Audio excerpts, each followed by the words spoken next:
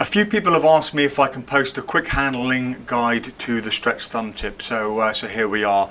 Now, the stretch thumb tip isn't to be thought of as a thumb tip. It's not something you put on and try and show your hands clean like this. You have to think of this not as a thumb tip, but as a clamp.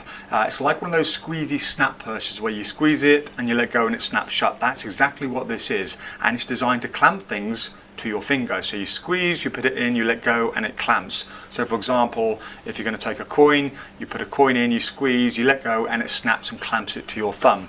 And it's a very versatile piece of magic equipment. So to demonstrate how I would use it, Dan, if you can hold your hand out for me.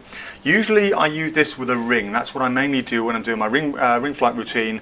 I'll borrow a ring off somebody and I'll simply make it vanish. And to do that, watch very carefully. Your ring is going to vanish just like that. It's a very, very fast vanish, and then I can relax my hands down by my side and it can't be seen. So if you open your hand down like this, you squeeze the thumb tip, you come on up, you show the ring goes into the thumb tip, and then you let go, which clamps it to your thumb, and you're using your hand here to cover as you take it out and put it directly behind their wrist, and you hold their wrist like this.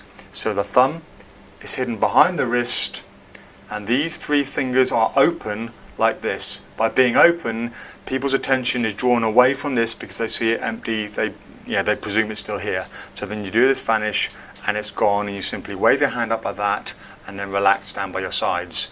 Now when you load the thumb tip, what you don't want to do is to put the ring in first and then put the thumb in, because then you'll have problems getting the ring back out afterwards. So the way you need to do it is to think of, if you hold the ring like this with your thumb, push down until your thumb and ring hit at the same time. So again, like this, and that is the position to hold it in. So if you're doing it with a coin, let's say £2 coin here, you hold it, you press it down until your thumb hits, and that is the position you want it against your thumb, roughly about there. This finger just holds it in place. So when you squeeze and load, your thumb and the coin or the ring goes in at the same time. That way when you pull your thumb out, the coin comes with it. Otherwise you put it in, you try and put your thumb in, it'll never work. Now the good thing about this is, if you're like me and you do a ring routine, you can use multiple rings. So if you've got two rings over here, again you can make two rings vanish just as easily, like that, and they're just as easily retrievable as well. If you come across a very large ring like this, again you squeeze, a very large ring can be vanished just as simply. Or you can then start taking the mick. For example, a teaspoon. You get a teaspoon and watch very carefully and the teaspoon vanishes. But my favourite thing to do is with a Sharpie. A Sharpie and a thumb tip you would never think go together, but quite simply you can take a Sharpie, make it vanish completely, and then bring it back.